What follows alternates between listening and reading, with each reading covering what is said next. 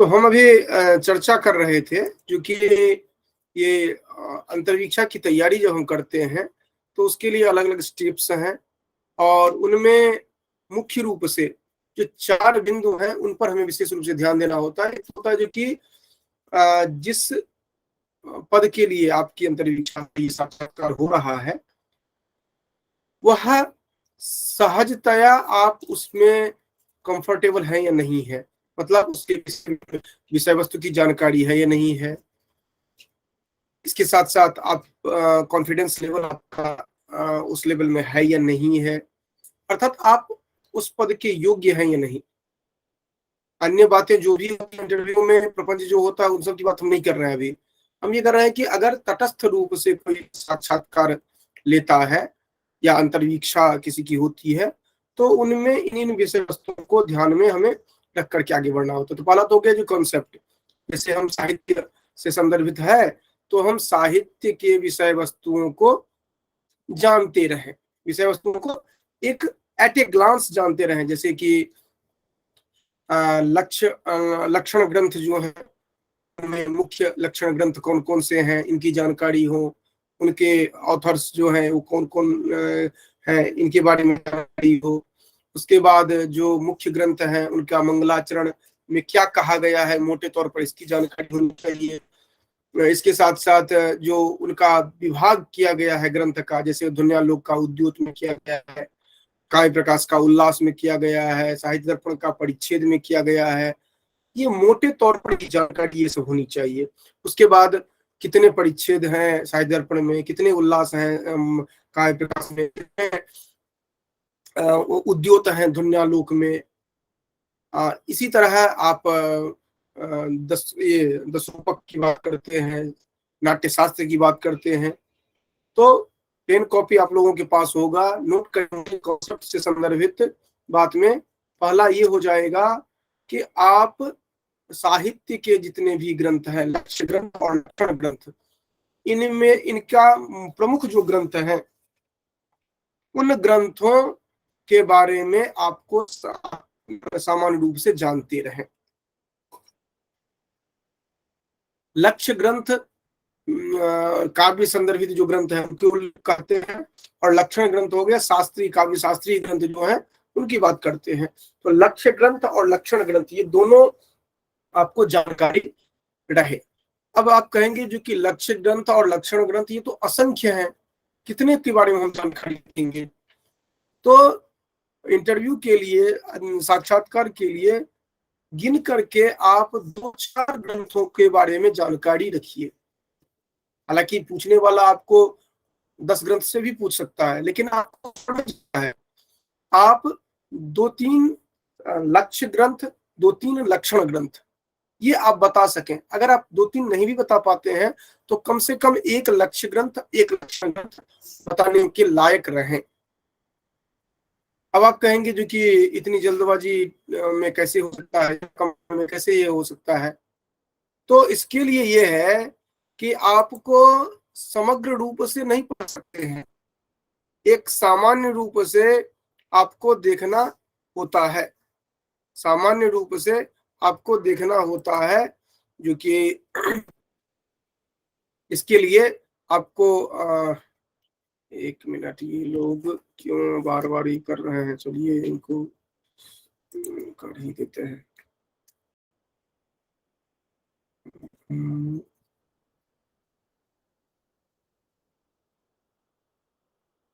ठीक है, तो इस तरह से आप ये देख सकते हैं। इसके बाद फिर क्या होता है, इसके बाद आगे का क्या है कि एक तो मोटा आपने देख लिया, उसके बाद उससे ऊपर की स्थिति क्या होती है कि उसका कंटेंट आपको पता होना चाहिए। कंटेंट में क्या है कि उससे और भी डेप्थ में आप पहुंचे। डेप्थ में पहुंचेंगे कैसे, जैसे कि आपने कहा काव्य प्रकाश आपने कहा, और काव्य प्रकाश के बाद वह जो कि उनमें डेप्थ में जाकर के देखना होगा आपको, जो कि इनके एक एक उल्लास में क्या है। इसी तरह 10 रूपक आपने देखा, इसी तरह आपने नाट्य शास्त्र देखा, ये जितने भी हैं इनको आपको अलग अलग, इनका जो विषय वस्तु है इनको आपको अलग अलग देखना होता है। तो ये कंसेप्ट, उसके बाद कंटेंट।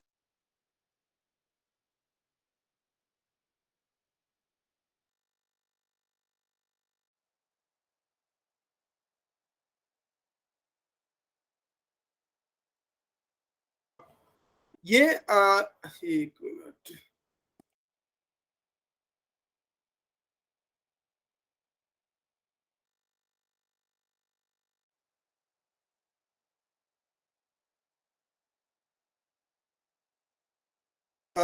तो एक में कॉन्सेप्ट जो है इसको पहले स्तर पर, तो कॉन्सेप्ट में क्या क्या आपको देखना है ये ध्यान में रखना है, क्योंकि कॉन्सेप्ट में बहुत विस्तार में आप नहीं जा सकते हैं, क्योंकि आपके पास समय सीमित है और पढ़ना आपको बहुत ज्यादा होता है।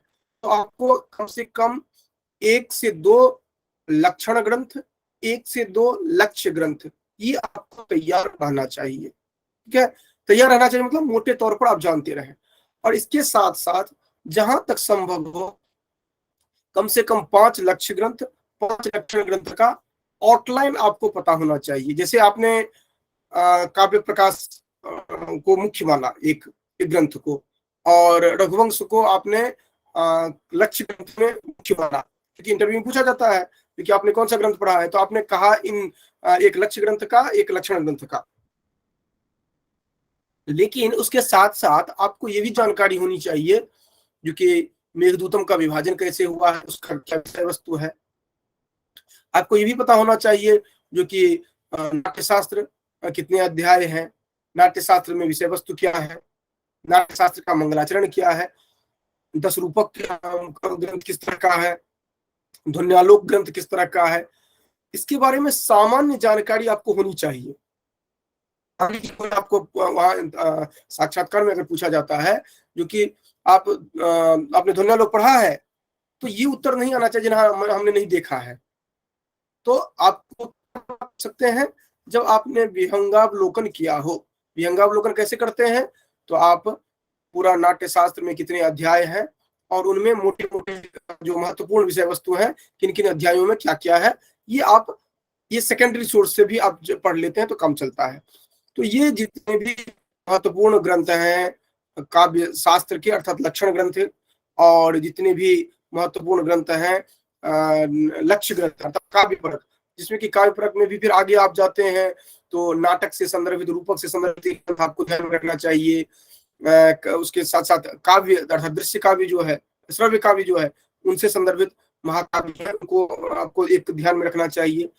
तो ये कम से कम ये इन सब की बातें जो आ रही है ये आ जा रहा है कॉन्सेप्ट में मोटे तौर पर। कंटेंट क्या होता है कि आप एक ग्रंथ कोई कह रहे हैं, वो ग्रंथ आप ठीक से जानते हो, वो एक ग्रंथ जो है, एक ग्रंथ आप ठीक से जानते हो, ये आपका होना चाहिए। जैसे आपने कहा काव्य प्रकाश, तो काव्य प्रकाश के जो विषय वस्तु हैं वो आपको तैयार हो। अब आप कहेंगे जो कि ये इतना आसान थोड़ी है जितना इतनी जल्दी तैयार हो जाए, लेकिन उनमें मैं अभी आपको महत्वपूर्ण विषय वस्तु बताऊंगा जो कि कौन कौन से हो सकते हैं, किन को आपको ध्यान कैसे आप रखेंगे, ये भी मैं चर्चा करूंगा। मैं 2 दिन की कक्षा ये रख रहा हूँ और 2 दिन में ये सब मैं पूरी चर्चा करूंगा। और वैसे ये इंटरव्यू में विस्तार पूर्वक जो मैं चर्चा करता हूँ, वो जो इंटरव्यू वाले कोर्स में इनरोल्ड हैं उनको हम विस्तार पूर्वक बताते हैं जो कि हर एक ग्रंथ को लेकर के, और कैसे आप कहाँ कहाँ उस स्थल वो महत्वपूर्ण स्थल हैं जिनसे प्रश्न पूछे जाते हैं, और कैसे आप प्रश्न को अपनी तरफ मोड़ेंगे, ये सब जितना भी होता है, क्योंकि वो लगभग 55 या 60 कक्षाओं का है, तो स्वाभाविक रूप से उसमें विस्तृत चर्चा होती है। यहाँ चूंकि मधुबाला का विशेष रिक्वेस्ट था, इस कारण से हमने ये 2 दिन के लिए कक्षा रखी है, और जिनमें अन्य लोगों को भी मैंने परमिट कर दिया है, लेकिन ये मूल कक्षा नहीं है। ठीक है, तो कंटेंट में हम देखेंगे जो कि एक काव्य ग्रंथ, लक्ष्य ग्रंथ लेंगे, एक लक्षण ग्रंथ लेंगे, और वो मैं समझाऊंगा आप लोगों को। उसके बाद मैं तीसरे नंबर पर मैं एक चीज बता रहा था जो कि कॉन्फिडेंस। कॉन्फिडेंस क्या है कि आप संभव है जो कि जो प्रश्न पूछा गया है वो आप बता सकें, हो सकता है नहीं भी बता सकें, दोनों संभव है। आप ग्रंथ पढ़ करके भी गए हैं तो भी प्रश्न पूछा जाता है, तो संभव है जो कि आप बता पाए। लेकिन कॉन्फिडेंस का लेवल आपका इस लेवल में इस तरह से होना चाहिए जो कि आप उसमें हतोत्साहित नहीं हो, उस समय में प्रयास करें जो कि आप उत्तर दें, नहीं तो बड़ी विनम्रता के साथ आप को नहीं पता है। और उसमें भी सबसे पहले तो ये होना चाहिए कि उत्तर आप दे सकें। उत्तर दे सकें उसका क्या होता है कि जैसे आपसे पूछा गया गौणी लक्षणा का उदाहरण बताइए, गौणी लक्षणा का उदाहरण ये किया गया, मान लीजिए आपने लक्षण ठीक से नहीं पढ़ा है, आपको तुरंत ये प्रश्न आएगा, अरे ये गौणी लक्षणा कहाँ है, किस जगह है, तो आप सेकंड का 100वां हिस्सा टाइम दीजिए अपने मनोमस्तिष्क को सोचने के लिए, जो कि नहीं आप कहीं से उत्तर खोज सकते हैं, तुरंत हार मत मान लीजिए। लेकिन इसके साथ साथ ये भी ध्यान रखना है कि आपको रुकना नहीं है बोलते वक्त। तो आप या तो आगे घुमाना प्रारंभ करते हैं या आप पृष्ठभूमि बनाना शुरू करते हैं, तो भी हो आप अपने आप को ट्रेंड करेंगे जो कैसे उनको हैंडल करेंगे आप। लेकिन रुकना नहीं है एक भी सेकंड, और तुरंत हार नहीं मानना है। और बिल्कुल मान लीजिए 2 प्रश्न 3 प्रश्न 4 प्रश्न कंटिन्यूअस आपको पूछा नहीं आ रहा है, फिर भी आप धैर्य के साथ रहेंगे, कॉन्फिडेंस जो आपका रहेगा। और मैक्सिमम ये भी प्रयास रखना है जो कि आप उत्तर देने में सक्षम हो सके, भले आपको उत्तर नहीं पता है तो भी आप आगे हिम्मत रखें। वो कॉन्फिडेंस आप लेवल जो होगा वो आपका बहुत ही उपादेय होता है। आप इंटरव्यू जो फेस करते हैं उसमें मैक्सिमम जो फेल्यूर होते हैं लोग, उनका यही कारण होता है कि वो जानते हुए भी वो कॉन्फिडेंट नहीं हो पाते हैं। बोलते हैं सही, आप पूछा जाएगा जो कि काव्य का लक्षण बताइए काव्य प्रकाशकार के अनुसार, आप दोषो शब्दार्थो सगुणावन अलंकृति पुनः क्वापि, उसमें से कोई पूछ लिया जो कि आपने सही कहा है, आप कंफ्यूज कर जाते हैं, नहीं कुछ गलत है इसीलिए ऐसा बोल रहे हैं। अब ठीक है, आप नहीं जानते हैं, गलत जानते, कोई बात नहीं, दोबारा बोलिए, वो फिर बोलेंगे जहाँ ये यहाँ पर गलत है, गलती है। तो ये है कि हम कुछ सर्टेन जो होगा वो मैं अभी इन दोनों कक्षाओं में बताऊंगा जो कि क्या क्या आप तैयार कर सकते हैं, और मैं उनमें उनको भी करवाऊंगा भी। लेकिन अब मोटे तौर पर आप कॉन्फिडेंट रहना आपका काम है, क्योंकि वो अन्य कोई नहीं ला सकता है।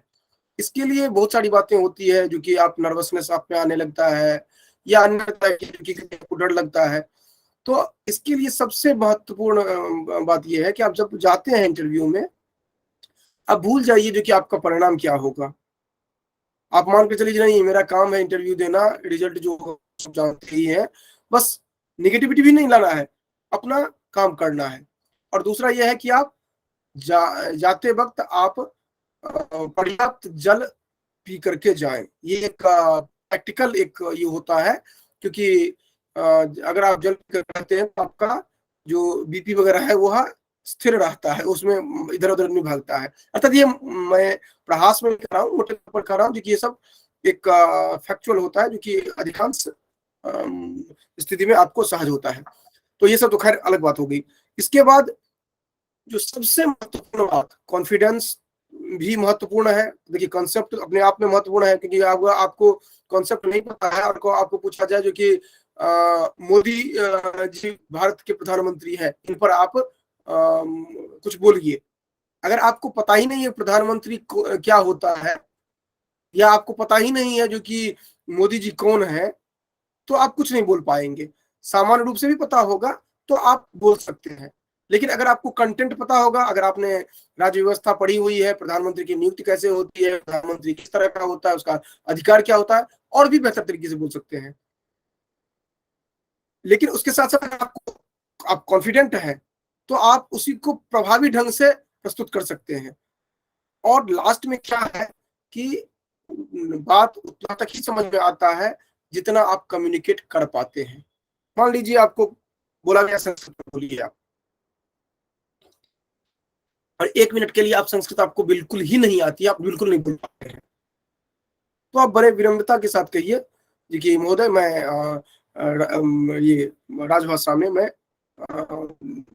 या हिंदी भाषा में या राष्ट्रभाषा जो भी आप टर्म प्रयोग करते हैं, क्योंकि मैं इस भाषा में उत्तर देना पसंद करूंगी। इस तरह आप कह सकते हैं। या नहीं तो आप संस्कृत में प्रारंभ करिए और बीच में बिना कुछ पूछे आप संस्कृत से जंप कर जाइए हिंदी में, हिंदी से बीच बीच में जंप कर जाइए संस्कृत में। ये भी एक बहुत बड़ा टेक्निक होता है। अगर आप कहते हैं जो कि मैं नहीं बोल पाऊंगी तो डायरेक्ट निगेशन हो जाता है। आप लोगों में से कोई ऐसे नहीं है जो कि सामान्य संस्कृत नहीं बोल सके। प्रारंभ करिए संस्कृत में, और अगर आपको लगता है ये आप एकदम बिल्कुल कॉन्फिडेंट नहीं है उसमें, तो स्लाइटली आप शिफ्ट कर जाइए हिंदी में, ठीक है, ये चीज है। तो और फिर बीच में आप संस्कृत में चले जाइए, जैसे भी होता है। ये कला आपको आनी चाहिए, और ये कॉन्फिडेंस आने के बाद ही आप इसमें आ सकते हैं। तो आपका ये कम्युनिकेशन वाला जो मैं पार्ट कह रहा था, ये क्या होता है कि जो भी आप बोल रहे हैं वो सामने वाले तक कन्वे होना चाहिए, ठीक है। जो भी कहना चाह रहे हैं वो सामने वाले तक कन्वे होना चाहिए, और उसमें बीच में आप रुकेंगे नहीं। जैसे अगर आप बोलते बोलते रुकते हैं, 2 सेकंड के लिए ही रुकते हैं, तो अगर रुकने का ही आपका अभ्यास बन गया है पहले से, तो उसको आप कन्वर्ट ऐसे करिए जो कि सामने वाले को लगे जो नहीं, ये तो एक संप्रेषण की एक शैली ही है इनकी, ठीक है। जैसे आप कहना शुरू किए जो कि भारतस्य राष्ट्रपति माननीय द्रौपदी मुर्मू मुर्मू महोदया अस्ति। अब आपको नहीं पता है आगे जो कि क्या बोलना है, तो आप कह सकते हैं तुरंत जो कि तत्र यदि निश्चयेन विचारं कुर्मः तर्हि राज्य व्यवस्था दृशा राष्ट्रपतेः नियुक्तिः एवं भवति। अब देखिए, अभी जो सेंटेंस मैंने बोला ये फैक्चुअल नहीं है, ये केवल आप अपने मन मस्तिष्क को टाइम दे रहे हैं, जो कि हम यहाँ से यहाँ तक हम शिफ्ट करेंगे दूसरा कोई बात खोजने के लिए। नहीं भी खोज पाए तो कम से कम उतना दूर तक आप गाड़ी को लेकर के जा सकते हैं। तो रोकेंगे नहीं अपने आप को, एक ये चीज रखेंगे। दूसरा, भाषा को लेकर आप देख लेंगे।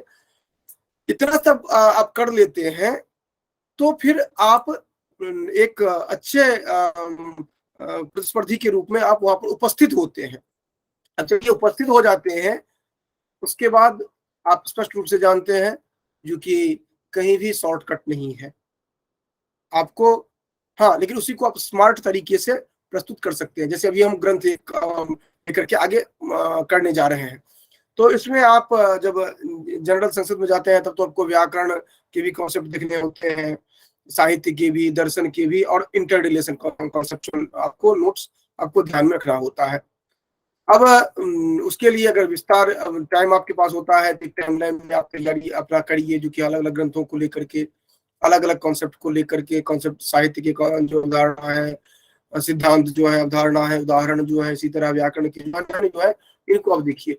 तो हम संस्कृत वाले में व्याकरण को लेकर के हम चर्चा प्रारंभ किए थे, जो कि पद क्या है, वाक्य क्या है, फिर गद्य पद्य उससे संदर्भित जो व्याकरण है उनको लेकर के ये हमने चर्चा किया था।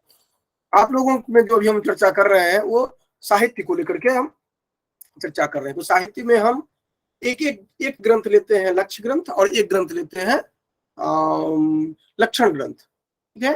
क्योंकि आपको बताना होता है जो कि लक्षण ग्रंथ एक बताना होता है और एक लक्ष्य ग्रंथ बताना होता है।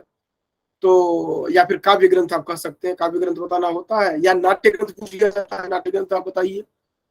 तो जो आपने, मैं यहाँ पर तो एक एग्जाम्पल के तौर पर मैं काव्य प्रकाश और एक कोई ग्रंथ लेकर बता रहा हूँ, लेकिन यदि आप अपना देखना चाहते हैं जिसमें आपको पकड़ हो, वो ग्रंथ ले सकते हैं। कोई जरूरी नहीं कि मैं जो बता रहा हूँ वही लेकर चलेंगे। मैं काव्य प्रकाश जो है उसको लेकर के आपको मैं बताने जा रहा हूँ, और उम्मीद करता हूँ जो कि आप आराम से सहजतया इसको समझ पाएंगे। एक मिनट।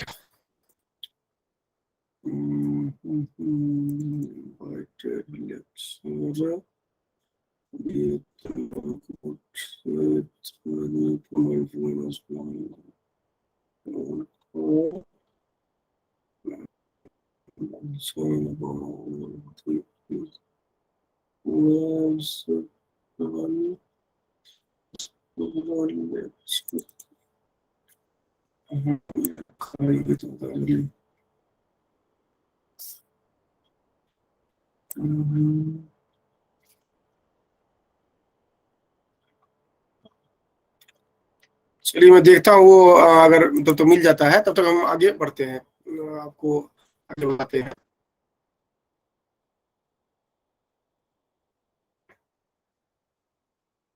देखिए, जब आप एक ग्रंथ मैं ले रहा हूँ, काव्य प्रकाश ले रहा हूँ, जब आप काव्य प्रकाश ग्रंथ की बात करते हैं तो आपको ध्यान में रहना चाहिए जो कि काव्य प्रकाश के पूर्ववर्ती कौन कौन आचार्य रहे हैं और उसके बाद वाले आचार्य कौन कौन रहे हैं।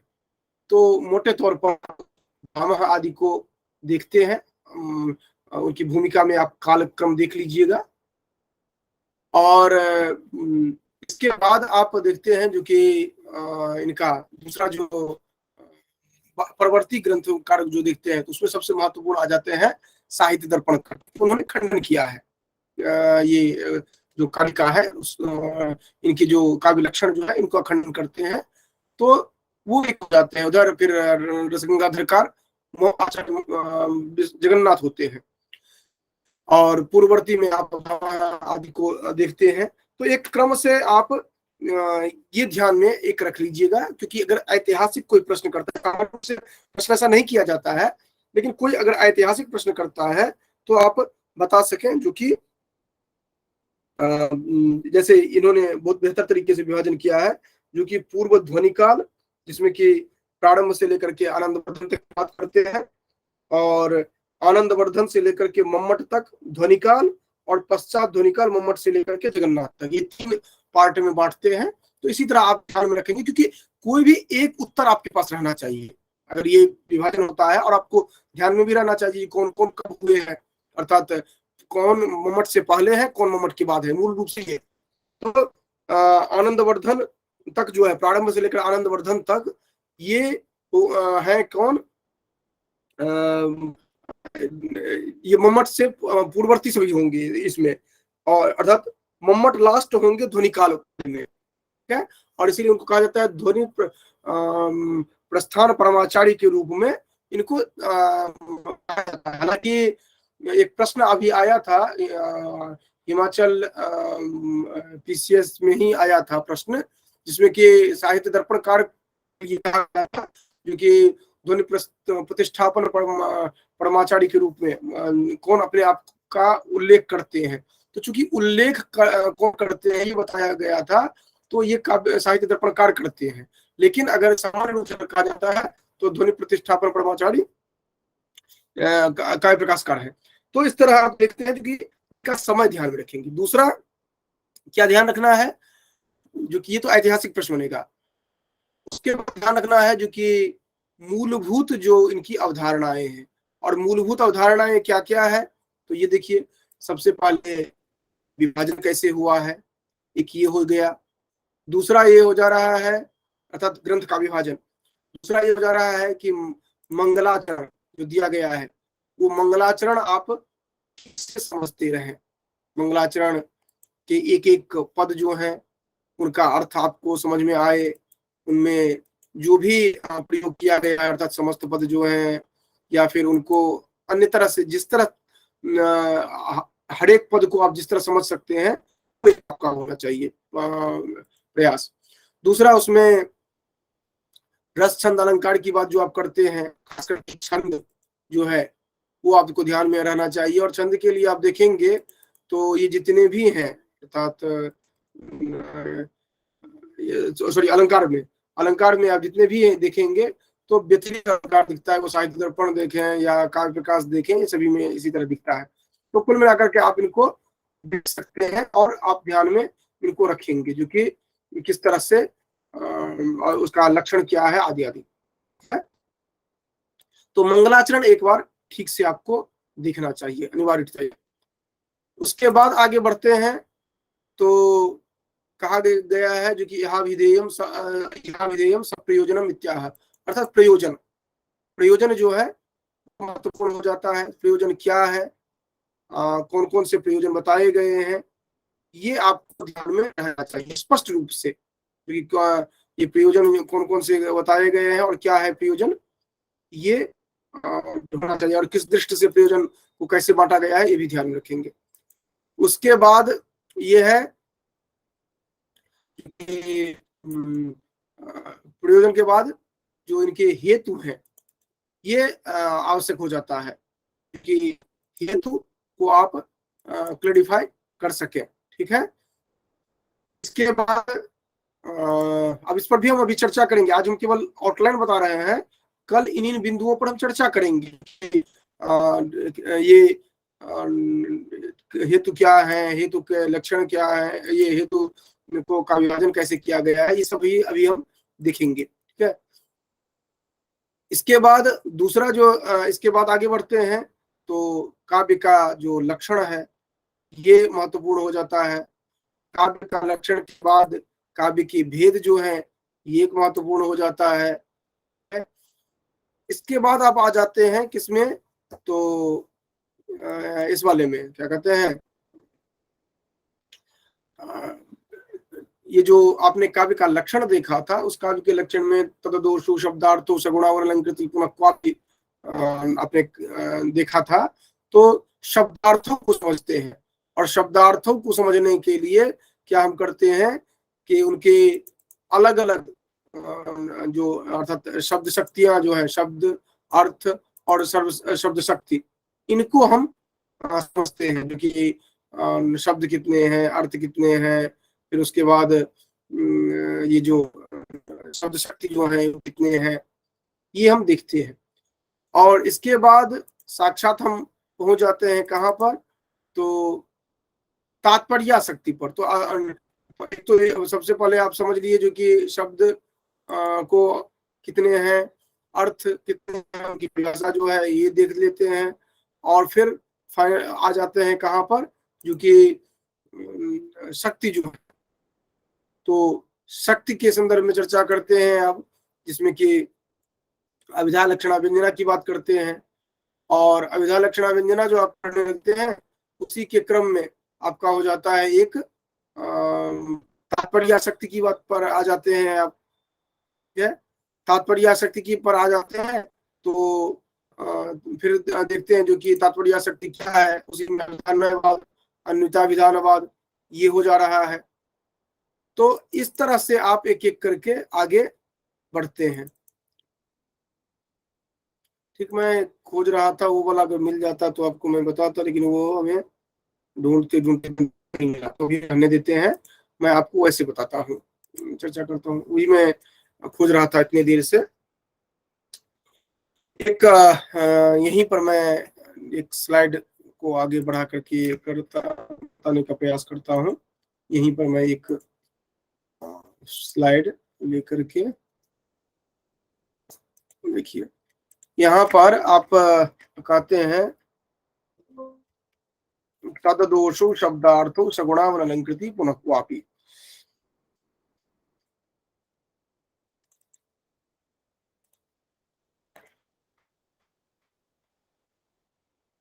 तददोषो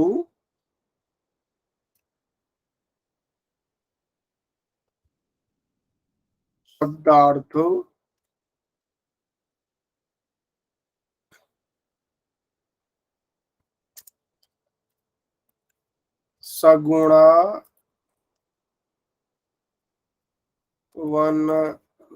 सगुणावरणलंकृति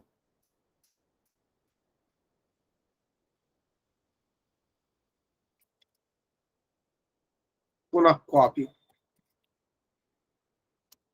ये जो मैं आप लोगों को बता रहा हूँ, यह एक बहुत ही महत्वपूर्ण ये हो जा रहा है पक्ष, इस कारण से ये मैं आपको लिख करके दिखा रहा हूँ। देखिए, तददोषों में आप क्या क्या टर्म देखते हैं, एक देखते हैं तत्पद देखते हैं, अदोषों पद देखते हैं, अदोषों रहने दीजिए, अभी शब्दार्थों देखते हैं। ठीक, अब इसमें देखिए तत् जो है, तत् इंडिकेट किसको करता है, काव्य को इंडिकेट करता है। ठीक है, जो आप कहाँ पढ़ा था, यह विधेयम सप्रयोजनम इत्याह, और प्रारंभ में ही कहा गया था क्या, जो कि काव्यम यशसे अर्थकृते व्यवहार विदेशी वेतरक्षतये सद्य परिनिवृत्तये कांता संयुक्त उपदेश युजे, ये कहा गया था। तो वहां पर आपने तत् का अभिप्राय काव्यम देखा था आपने, अर्थात काव्यम जो है, चूंकि एक बार काव्यम कह दिया गया है, इस कारण से पिष्ट पेषण न हो, बार बार रिपीटेशन न हो, इस कारण से यहाँ पर केवल तत् कहा गया है। जैसे आपने कह दिया रामा पठति स लिखति अपि, तो मतलब वह पढ़ता है, वह लिखता भी है। तो एक बार राम आपने बोल दिया, उसके बाद सह पद का प्रयोग करते हैं सर्वनाम का। इसी तरह काव्यम यशसे अर्थकृते आदि काव्यम की चर्चा आपने पहले कर ली है, इसीलिए यहाँ पर तत्पद का प्रयोग कर रहे हैं। तो तत् इज इक्वल टू शब्दार्थो है, क्योंकि अब आप यहाँ पर ध्यान ये रखेंगे, शब्दार्थो जो है ये क्या है, लक्ष्य है, ठीक है, या इसको आप विशेष्य कहिए, या इसको धर्मी धर्मी कहिए, ठीक है, इस तरह से आप इसको कह सकते हैं। शब्दार्थों जो है, इसको ये मैं इसलिए बता रहा हूं क्योंकि इंटरव्यू में अलग अलग टर्म लेकर के पूछते हैं आपसे, और आप वहां कंफ्यूज करने लगते हैं, और अच्छे अच्छे जो अंतर्वीक्षा लेने वाले होते हैं वो आपको घुमाने फिराने में एक्सपर्ट होते हैं।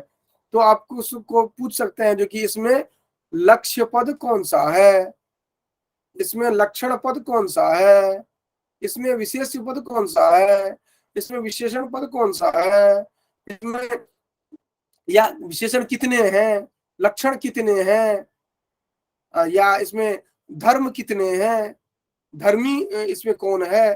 तो आप कंफ्यूजन कहीं पर नहीं लाएंगे, धर्मी कहें या विशेष कहें या लक्ष्य कहें, ये सभी एक ही है, ठीक है। और वो तददोषो जो कहा गया है, तब चूंकि काव्य का शरीर शब्दार्थ ही होता है, इस कारण से यहाँ पर तत् इज इक्वल टू शब्दार्थो है। और आपको बताया गया है जो कि तत् वहां पर जो चर्चा की गई थी, जो कि काव्यम यशसे, तो आपसे पूछा क्या जाता है, अत्र तत्पदस्य आशयः कः, आप कहते हैं काव्यम, तो काव्यम तो कुत्रचित् लिखितम नास्ति तर्हि कथम जानाति, तो वहां पर कहना पड़ेगा जो कि महोदय काव्यम यशसे अर्थकृते व्यवहार विधेय काव्य प्रयोजनम यदस्ति तत्र काव्यम इति पदस्य प्रयोगः जातः अस्ति, तस्यैव अत्र तदर्थम एव अत्र तत्पदस्य प्रयोगः विहितः ग्रंथकारेण। तो फिर प्रश्न बन सकता है जो कि शब्दार्थो अनेन किम सूच्यते, तो कह सकते हैं जो कि यतो ये काव्यस्य शरीरम तावत् शब्दार्थो एव शब्दार्थरूपे एव भवति, एतस्मात् कारणात् तत्र शब्दार्थो इति पदप्रयोगः अस्ति काव्य संदर्भे। तो फिर यहाँ पर हो गया जो कि ये कौन हो गया, धर्मी हो गया, विशेष हो गया, या लक्ष्य हो गया। अब आपसे पूछा जाएगा जो लक्षण कौन है इसमें, या धर्म कौन है, विशेषण कौन है। ये मुझे भी एक बार इंटरव्यू पूछा गया था क्योंकि इसमें लक्षण बताइए। अब लक्षण तो कंफ्यूजन ये हो जाता है जो कि लक्षण तो काव्य का लक्षण ये खुद ही है पूरा, तो दोषो शब्दार्थो सगुणावनलंकृति पुनः काव्य, तो लक्षण कौन सा बताएंगे। तो लक्षण का अभिप्राय उनका था क्या, धर्म कौन है इसमें विशेषण कौन है ये बताइए। तो विशेषण कौन है इसमें, कितने विशेषण है, ये भी प्रश्न बनता है, कितने विशेषण है। तो अदोषो एक विशेषण हो गया, सगुणो एक विशेषण हो गया, अनलंकृति एक विशेषण हो गया, ठीक है। अब जो प्रश्न और बनता है क्योंकि अदोषो द्विवचन है, तत्व एक वचन में है, तो तत्का ही तो यहाँ पर ये विशेषण बता रहे हैं, तो वहां पर आपको स्पष्ट करना होगा क्योंकि तत्पदस्य आशय काव्यम, काव्यम शब्दार्थमयम् एतस्मात् कारणात् द्विवचन प्रयोगः अत्र वर्तते खलु। शब्दार्थो अत्र विशेष रूपे वर्तते। एतस्मात् कारणात् अत्र विशेषण रूपे अथवा लक्षण रूपे वर्तते शब्द अदोषौ। तो हि शब्दार्थो द्विवचने वर्तते। एतस्मात् कारणात् अदोषौ द्विवचने वर्तते। एवमेव सगुणौ इति अप्ये द्विवचने वर्तते। हाँ, प्रश्न इस तरह भी बनता है, अलंकृति इसमें कौन सा लिंग है, एक प्रश्न पूछा गया था। हमें ध्यान आ रहा है ये किसी नेट में पूछा गया था या फिर किसी पीएससी के एग्जाम में ही पूछा गया था। हमें ध्यान आ रहा है ये सब नेट में ही पूछा गया था, पीएससी के एग्जाम में पूछा गया था, आज से लगभग 5-6 साल पहले की बात है। तो वहां पर पूछा गया था क्या, जो कि इसमें ये कौन सा लिंग है, ये पूछा गया था। तो अब उस समय में कंफ्यूजन में हम भी थे, लेकिन इतना स्पष्ट था कि शब्दार्थ द्विवचन है पुल्लिंग में, तो ये द्विवचन ही होगा। ठीक, और हम कर दिया, सही निकल गया। लेकिन वस्तुतः है क्या, देखिए पूछने का वहां पर ये था, जो कि अलंकृति, अगर अलंकृति ये पद अगर दिया जाता है तो 3 प्रत्यय होता है, तो वो तो स्त्रीलिंग में होता है। तो लोग कहीं उस कंफ्यूजन में तो नहीं कर लिए।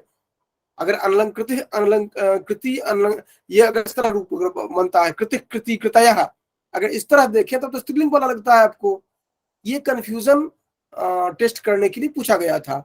जबकि यहाँ पर क्या है कि यहाँ पर समस्त पद होकर के ये बना है, तो इस कारण से ये पुल्लिंग में ही, जो कि ये जो अलंकृत नहीं है वह न अलंकृतः यह सह, इस तरह करके बनता है, जो कि यहाँ पर द्विवचन में अनलंकृति ये पद बनाते हैं।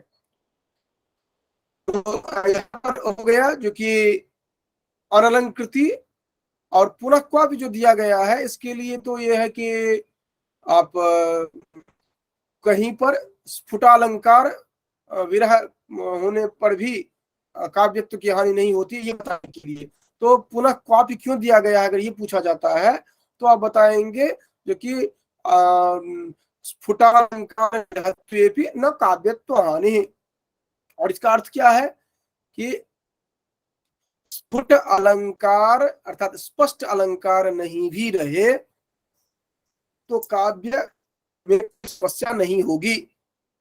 और उदाहरण जो दिया गया है, या कुमार हरस्सा एवं वरस्ता एवं चित्रक छपा, तो इसमें आप ध्यान में रखेंगे, दिक्कत नहीं है, लेकिन उसमें कोई स्पष्ट अलंकार नहीं है, क्योंकि वहां पर विभावना और विशेषोक्ति दोनों अलग अलग अलंकार वहां पर है, स्पष्ट अलंकार नहीं है, लेकिन फिर भी वह उत्तम काव्य का लक्षण काव्य में परिगणित किया गया है। ये उदाहरण दिया गया है इस तरह से। अब हम जो बता रहे थे आप लोगों को, ये बता रहे थे तत्पद को व्याख्यायित करने के लिए प्रथम उल्लास है, जिसमें कि काव्य का प्रयोजन, काव्य का हेतु, काव्य की लक्षण, काव्य की भेद। तो तत् इज इक्वल टू काव्य, तो काव्य के बारे में पूरा बताया गया है। उसके बाद काव्य के बाद है शब्दार्थ, इसकी बात की जाएगी। तो शब्द अर्थ और शब्द शक्ति, इसकी चर्चा द्वितीय और तृतीय में की गई है। ठीक है, उसके बाद आता है कौन, जो कि आपने धर्मी की चर्चा कर ली, उसके बाद धर्म की चर्चा करेंगे अर्थात विशेषण की चर्चा करेंगे। तो अदोषौ, तो दोष प्रकरण की बात आती है, तो कायदे से तीसरे नंबर पर, चौथे नंबर पर दोष होना चाहिए, दोष प्रकरण होना चाहिए। उल्लास जो है चौथे में दोष का होना चाहिए।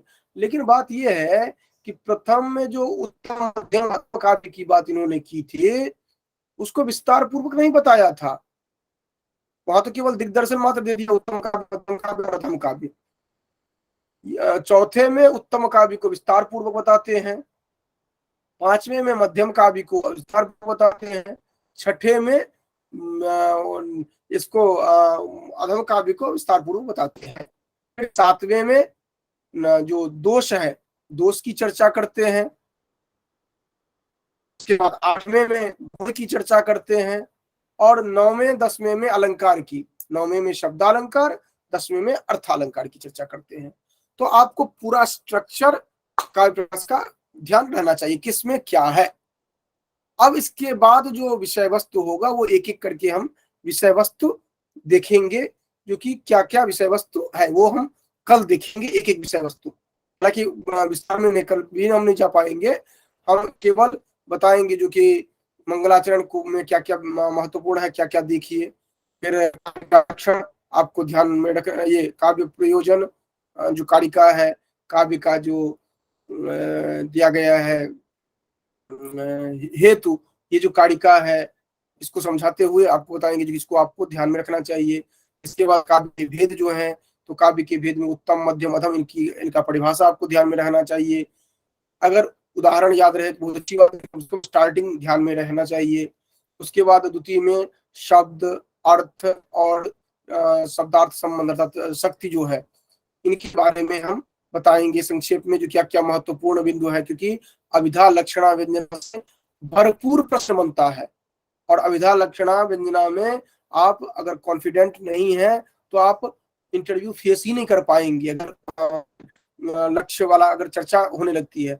अगर आप कॉन्फिडेंट हैं तो आप पूरा विश्वास रखिए, जो कल जितनी हम चर्चा करेंगे तो उतना मोर देन सफिशिएंट होगा, रटने की जरूरत नहीं पड़ेगी बहुत ज्यादा, ये ध्यान रखिए। उसके बाद चतुर्थ जो है उसमें रस की बात आती है, तो रस के संदर्भ में सामान्य रूप से चर्चा हम करेंगे और उतना आपके लिए मोर देन सफिशिएंट रहेगा, ठीक है। उसके बाद जो चतुर्थ, ये पंचम षष्ठम की हम चर्चा नहीं करेंगे। 7वें में दोष का संक्षेप में हम बताएंगे, स्टार्टिंग में जितनी आवश्यकता होती है उतना बताएंगे, और उसके बाद आवश्यकता है उतनी हम बताएंगे।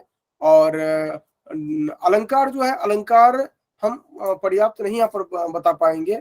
अलंकार में आपको महत्वपूर्ण जो अलंकार है, शब्द अलंकार, उनके बारे में आपको अलग से स्टडी करके रहना चाहिए। हालांकि इंटरव्यू वगैरह में इतना जाते भी नहीं है, हाँ कभी कभार पूछ लेते हैं कुछ अलंकार जो प्रचलित अलंकार है उनसे पूछ लेते हैं, जैसे विभावना विशेषोक्ति हो गया, या उपमा पूछ लिए, या फिर अनुप्रास पूछ लिए, बस पूछ लेते हैं वो, ठीक ना। तो ये भी आपको जो वो 4 बताया था मैंने कम्युनिकेशन, उसमें आपको ध्यान रखना है, जो कि आप किस तरह की बात बोलते हैं, क्या क्या सेंटेंस बोलते हैं, ये भी ध्यान में रखना होता है, क्योंकि जो आप बोलते हैं उसी से प्रश्न बनता है। तो आप ऐसा सही नहीं कीजिए जैसे कि अलंकार से प्रश्न करें वो, तो ये भी ध्यान रखना पड़ेगा, क्योंकि अलंकार में बहुत ज्यादा हो जाता है और पूरा आप 2-4 दिन में नहीं रख पाएंगे इस तरह का। अब हम दूसरा पक्ष अब आ जाते हैं हम एक काव्य पक्ष पर, अर्थात लक्ष्य ग्रंथ, लक्षण ग्रंथ जो है वो हमने देख लिया आपकी एक, और लक्ष्य ग्रंथ पर हालांकि हम साहित्य दर्पण को भी सामान्य रूप से ध्यान में रख सकते हैं, क्योंकि साहित्य दर्पण में भी बहुत कुछ नहीं है।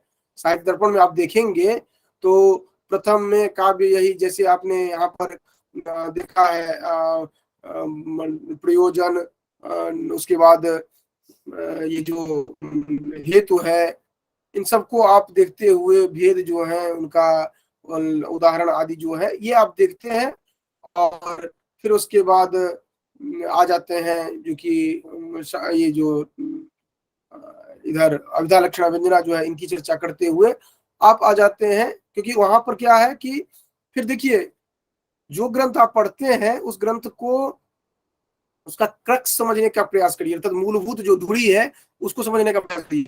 वहां पर क्या है, जो कि वाक्यम रसात्मकम काव्यम, ठीक है।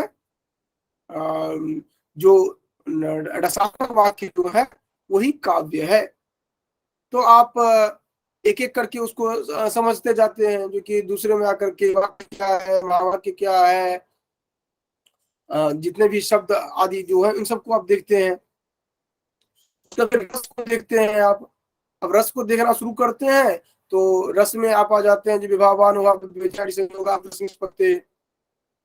विभाव में आप देखते हैं आलंबन और उद्दीपन देखते हैं। आलंबन में नायक नायिका को देखते हैं, जो ही नायक नायिका की बात किए तो नायक क्या है, नायक के भेद कितने हैं, नायक के सहायक कौन कौन है, फिर नायिका, नायिका क्या है, नायिका के भेद कितने हैं, नायिका के सहायक कितने हैं, ये आलम्बन में हो गए।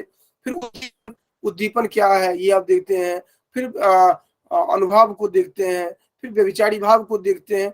ये चर्चा वहां पर विस्तार हो जाता है, उसमें नायक नायिका का जो भेद है ये विस्तार में चला जाता है। और वहीं पर आकर के आप विभावानुभाव व्यभिचारी संयोग आदर्श निष्पत्ति जो करते हैं, वहीं पर भाव और जितने भी हैं इन सब की चर्चा वहीं पर हो जाती है। तो ये जो अलग अलग जितने भी हैं सात्विक भाव आदि की चर्चा जो है, इनको आप उसी क्रम में वहां पर देखते हैं। तो साहित्य दर्पण भी जो है, साहित्य दर्पण इस तरह का नहीं है जो कि आप समझते जो पता नहीं क्या विषय वस्तु है। आप अगर स्टार्टिंग समझ लेते हैं तो आपको पूरा समझ में आ जाता है वो आपका भी थीम जो है। तो जैसे आप काव्य प्रकाश में बाइफरकेशन करते हैं, वैसे आप साहित्य में भी बाइफरकेशन कर सकते हैं, उसका इंडेक्स देखते हुए। और काव्य का लक्षण जो वहां पर दिया गया है उसको ध्यान में रखते हुए आपको समझ में आ जाएगा जो कि कैसे बाइफरकेशन किया गया है। तो इंडेक्स अगर आप देख लेते हैं तो उससे आपको ध्यान में रहता है। क्योंकि होता क्या है कि जब आप काव्य प्रकाश की बात कहते हैं तो कुछ हर तरह के इंसान होते हैं, एक्सपर्ट कुछ इस तरह के होते हैं जो अगर परेशान करना चाहे तो कहेंगे नहीं हमें साहित्य दर्पण से बताइए जो कि ये क्या है। तो आप तुरंत घबरा जाते हैं। घबराना नहीं है, आपको एक सामान्य रूप से पता होगा जो कि साहित्य दर्पण में क्या विषय वस्तु है। इसी तरह है अगर ध्वन्यालोक की हम बात करते हैं, ध्वन्यालोक में क्या है, ध्वन्यालोक में प्रथम में ध्वनि विरोधी जो मत है उनकी बात की गई है, उनका वहां पर उपस्थापन किया गया है, फिर उनका खंडन किया गया है। तो कौन कौन ध्वनि विरोधी है, उनका क्या मत है, इतना अगर सामान्य रूप से आप जानते रहते हैं तो कोई दिक्कत ही नहीं है। फिर ध्वनि के कितने भेद है, प्रतीयमानार्थ आदि जो है प्रथम उद्योत में जो विषय वस्तु है, बस उतना पर्याप्त है। द्वितीय तृतीय चतुर्थ में बहुत कुछ नहीं है, ठीक है। वहां पर व्यंजक और व्यंग्य जो है उस पर चर्चा की जाती है। तो प्रथम उद्योग तक जो विषय वस्तु है जो आप यूजीसी वगैरह में पढ़ते हैं, that is more than sufficient.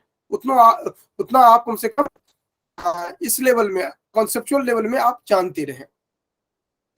इसी तरह फिर नाट्य शास्त्र है, नाट्य शास्त्र में रस की चर्चा की गई है, प्रथम अध्याय में किस विषय वस्तु की चर्चा की गई है। तो ये मोटे तौर पर आप देखते रहे।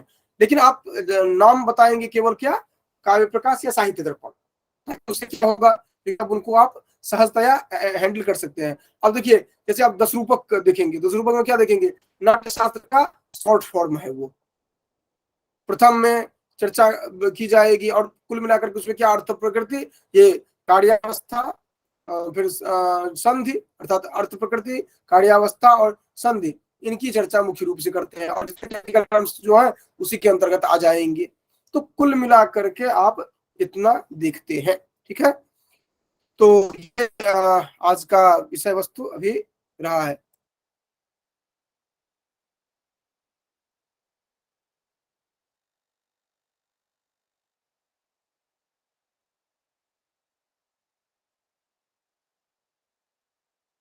ठीक है, तो आज यहीं पर हम इसको समाप्त करते हैं। और कल हम थोड़ा टाइम भी प्रयास करेंगे जो कि 1-1.5 घंटे का टाइम देते हुए हम काव्य प्रकाश, साहित्य दर्पण, काव्य प्रकाश का विषय वस्तु मूल रूप से साहित्य दर्पण पूरा नहीं हो पाएगा, और एक कोई काव्य ग्रंथ हम कल चर्चा डिस्कस करेंगे जो कि कैसे आप उसको हैंडल करेंगे, ठीक है। चलिए धन्यवाद सभी को। फिर हम कल मिलते हैं, प्रयास करेंगे 8 बजे, नहीं तो 8:30 बजे मिलते हैं। धन्यवाद। शुभ रात्रि महोदय।